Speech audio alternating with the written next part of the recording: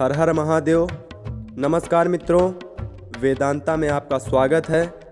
आज हम जानेंगे श्रीमद् भगवत गीता के 2वें अध्याय के महात्म्य के बारे में। तो चलिए शुरू करते हैं। भगवान कहते हैं, लक्ष्मी प्रथम अध्याय के महात्म्य का उत्तम उपाख्यान मैंने तुम्हें सुना दिया। अब अन्य अध्यायों के महात्म्य श्रवण करो।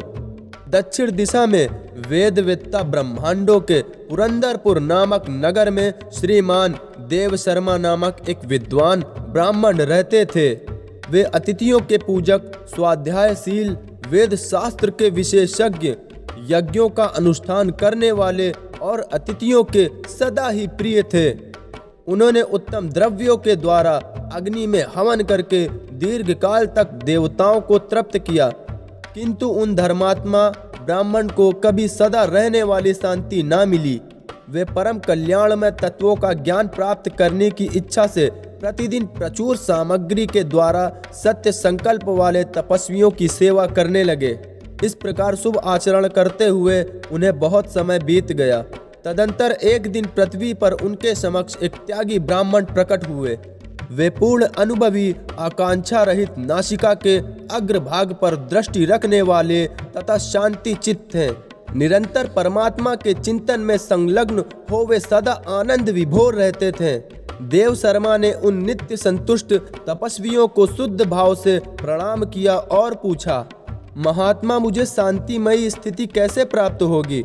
तब उन आत्मज्ञानी संत ने देव शर्मा को सौपुर ग्राम के निवासी मित्रवान का, जो बकरियों का चरवाहा था, परिचय दिया और कहा, वही तुम्हें उपदेश देगा। यह सुनकर देव शर्मा ने महात्मा के चरणों की वंदना की और समृद्धिशाली सौपुर ग्राम में पहुंचकर उनके उत्तर भाग में एक विशाल वन देखा। उसी वन में नदी के किनारे एक शिला पर मित्रवान बैठा था। उसके नेत्र आनंदातिरेक से निश्चल हो रहे थे।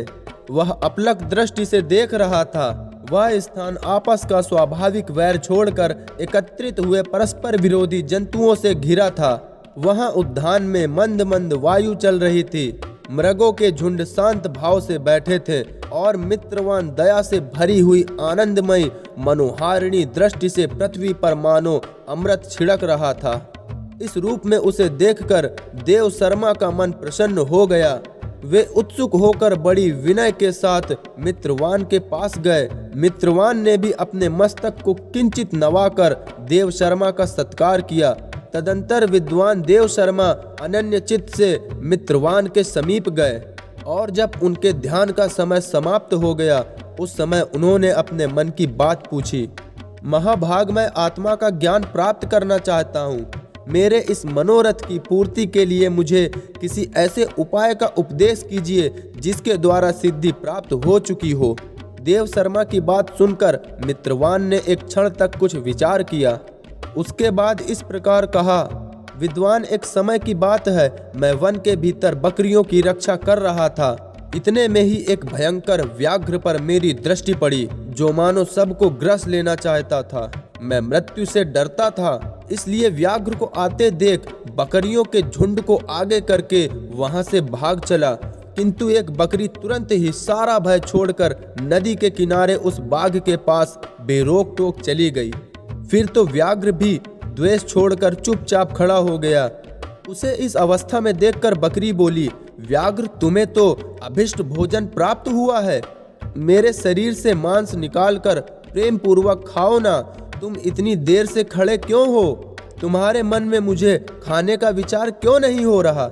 व्याघ्र बोला, बकरी, इस स्थान पर आते ही मेरे मन से द्वेष का भाव निकल गया। भूख प्यास भी मिट गई, इसलिए पास आने पर भी अब मैं तुम्हें खाना नहीं चाहता। व्याघ्र के यूं कहने पर बकरी बोली, न जाने मैं कैसे निर्भय हो गई हूँ। इसमें क्या कारण हो सकता है? यदि तुम जानते हो तो बताओ। यह सुनकर व्याघ्र ने कहा, मैं भी नहीं जानता। चलो सामने खड़े हुए इस महापुरुष से पूछें। ऐसा निश्चय करके वे दोनों वहां से चल दिए। उन दोनों के स्वभाव में यह विचित्र परिवर्तन देखकर मैं बहुत विस्मय में पड़ा था। इतने में ही तुमने मुझसे ही आकर प्रश्न किया। वहां वृक्ष की शाखा पर एक वानर राज था। उन दोनों के साथ मैंने भी वानर राज से पूछा। विप्रवर मेरे पूछने पर वानर राज ने आदर पूर्वक कहा, अजापाल सुनो, इस विषय में मैं तुम्हें प्राचीन वृत्तांत सुनाता हूँ। यह सामने वन के भीतर जो बहुत बड़ा मंदिर है उसी की ओर देखो। इसमें ब्रह्मा जी का स्थापित किया हुआ एक शिवलिंग है। पूर्व काल में यहाँ सुकर्मा नाम का एक बुद्धिमान महात्मा रहते थे जो तपस्या में संलग्न होकर इस मंदिर में उपासना करते थे। वे मन में से फूलों का संग्रह लाते और नदी के जल में पूजनीय भगवान शंकर को स्नान कराकर उन्हीं से उनकी पूजा किया करते थे। इस प्रकार आराधना का कार्य करते हुए सुकर्मा यहाँ निवास करते थे। बहुत समय के बाद उसके समीप किसी अतिथि का आगमन हुआ। सुकर्मा भोजन के लिए फल लाकर अतिथि को अर्पण किया और कहा, विद्वान मैं केवल तत्व ज्ञान की इच्छा से भगवान शंकर की आराधना करता हूँ। आज इस आराधना का फल परिपक्व होकर मुझे मिल गया, क्योंकि इस समय आप जैसे महापुरुष ने मुझ पर अनुग्रह किया है। सुकर्मा के यह मधुर वचन सुनकर तपस्या के धनी महात्मा अतिथि को बड़ी प्रसन्नता हुई। उन्होंने एक शिलाखंड पर गीता का दूसरा अध्याय लिख दिया और ब्राह्मण को उसके पाठ एवं अभ्यास के लिए आज्ञा देते हुए कहा, ब्राह्मण, इससे तुम्हारा आत्मज्ञान संबंधी मनोरथ अपने आप सफल हो जाएगा। यों कहकर वे बुद्धिमान तपस्वी सुकर्मा के सामने ही उनके देखते देखते अंतर्धान हो गए। सुकर्मा विस्मित होकर उनके आदेश के अनुसार निरंतर गीता के द्वितीय अध्याय का अभ्यास करने लगे। तदंतर दीर्घ काल के पश्चात अंतःकरण शुद्ध होकर उन्हें आत्मज्ञान की प्राप्ति हुई। फिर वे जहाँ जहाँ गए वहाँ वहाँ का तपोवन शांत हो गया। उसमें शीत उष्ण और राग द्वेष आदि की बाधाएं दूर हो गईं। इतना ही नहीं, उन स्थानों में भूख प्यास का कष्ट भी जाता रहा तथा भय का सर्वथा अभाव हो गया।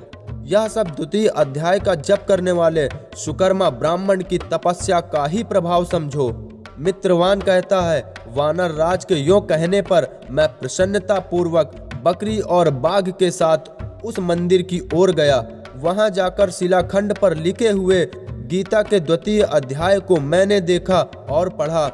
उसी की आवृत्ति करने से मैंने तपस्या का पार पा लिया है। अतः वृद्ध पुरुष, तुम भी सदा द्वितीय अध्याय की आवृत्ति किया करो। ऐसा करने पर मुक्ति तुमसे दूर नहीं रहेगी। श्री भगवान कहते हैं, प्रिय मित्रवान के इस प्रकार आदेश देने पर देव शर्मा ने उसका पूजन किया और उसे प्रणाम करके पुरंदरपुर की राह ली। वहां किसी देवालय में पूर्वोत्तक आत्मज्ञानी महात्माओं को पाकर उन्होंने यह सारा वृत्तांत निवेदन किया और सबसे पहले उन्हीं से द्वितीय अध्याय को पढ़ा। उनसे उपदेश पाकर शुद्ध अंतःकरण वाले देव शर्मा प्रतिदिन बड़ी श्रद्धा के साथ द्वितीय अध्याय का पाठ करने लगे। तब से उन्होंने प्रशंसा के योग्य परम पदों को प्राप्त किया। लक्ष्मी यह द्वितीय अध्याय का उपाख्यान कहा गया। तो मित्रों, आशा करते हैं कि आपको गीता के द्वितीय अध्याय के महात्म का ज्ञान प्राप्त हुआ होगा।